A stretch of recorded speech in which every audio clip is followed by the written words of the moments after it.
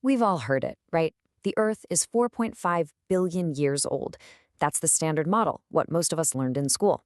But what if that entire timeline is fundamentally wrong? Today, we're going to break down the case for a much, much younger Earth.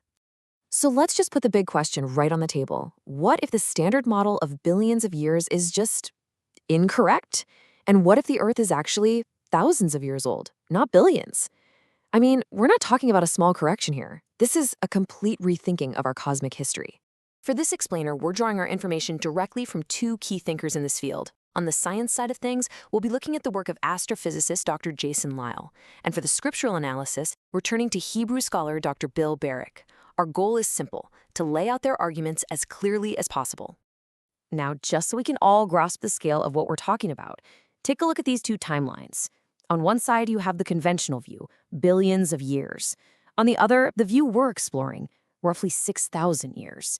The difference is just staggering, and it really sets the stage for the arguments we're about to dive into. Okay, let's get right into it, starting with the scientific evidence. And we're going to begin with what is maybe the single most common objection raised against a young universe.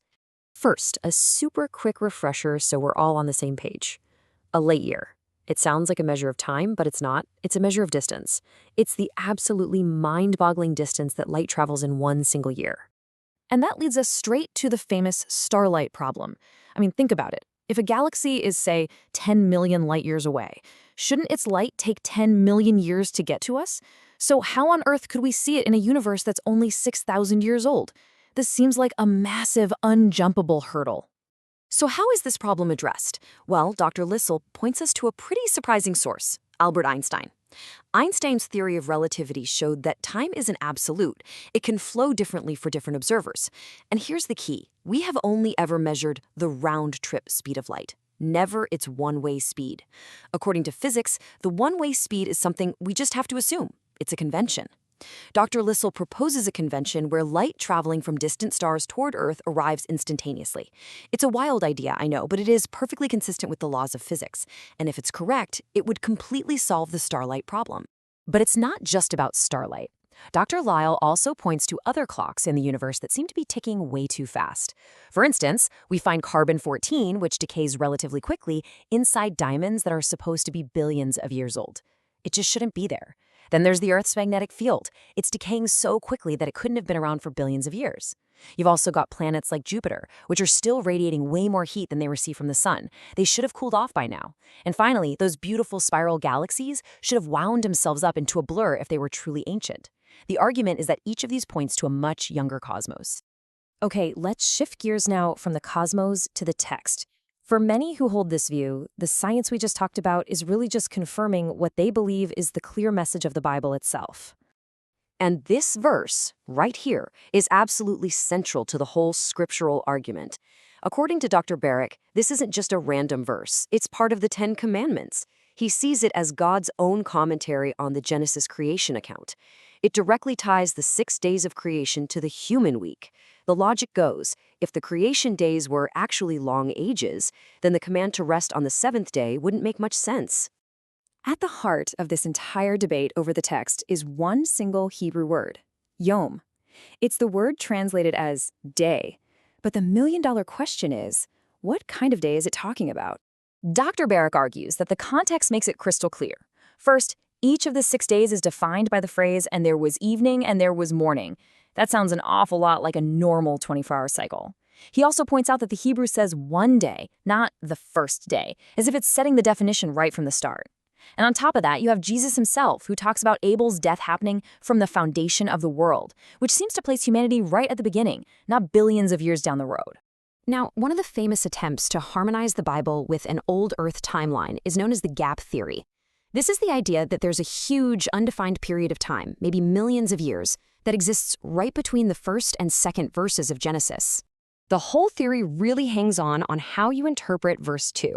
Did God create the earth and it was formless and empty? Or, as the gap theory suggests, did the earth become formless and empty, implying there was a previous creation that got destroyed? Well, Dr. Barrick argues that the Hebrew grammar itself actually refutes this idea. He explains that verse 2 is a disjunctive clause, which basically acts like a background description for verse 1, not a new event in the story. And, maybe most importantly, the Hebrew verb used there, hatha, means was. It's describing a state of being. There's a different Hebrew verb that means became, and that's just not the word that's used here. All right, so now that we've looked at the primary scientific and scriptural arguments, let's tackle a few other common objections that always come up in this conversation. Okay, this is a big one. The fossil record. It's a major piece of evidence for an old Earth. Fossils aren't just mixed up randomly. They're found in these really distinct layers. So how does the young Earth model account for this very orderly sequence? The answer proposed is what they call a flood order. The idea is that in a global flood, you'd naturally expect things to be buried based on where they lived. So creatures on the ocean floor would get buried first, in the lowest layers. As the water rose, less mobile creatures on land would be buried before the more mobile ones, like mammals and humans, who could escape to higher ground for a while. So in this view, the order in the fossil record isn't about millions of years of evolution, it's about the sequence of burial during one massive catastrophic event. Here's another classic question. If all the land animals came off the ark in the Middle East and spread out from there, why do we have unique ecosystems, like kangaroos being found almost exclusively in Australia? This model explains it with a post-flood ice age. The thinking goes like this. After the flood, animals start spreading out. Marsupials who carry their young in pouches could migrate pretty efficiently. They reached the outer edges of the continents, crossing land bridges that existed because of lower sea levels during the Ice Age. They made it to Australia, and then the ice melted. Sea levels rose, and Australia became an island, protecting the marsupials there before slower, more competitive mammals could arrive. An interesting fact, this also explains why we find marsupial fossils in other places along that migration path, like South America. So as we start to wrap this up, it becomes pretty clear that this whole debate isn't really about individual pieces of data. It's about the foundational framework you use to interpret that data in the first place. And this quote from Dr. Lizzle really gets to the heart of the matter for those who hold this view. It reframes the whole discussion. It's not about being popular or accepted by the scientific establishment. It's about a question of ultimate authority. So here's the crucial point they make.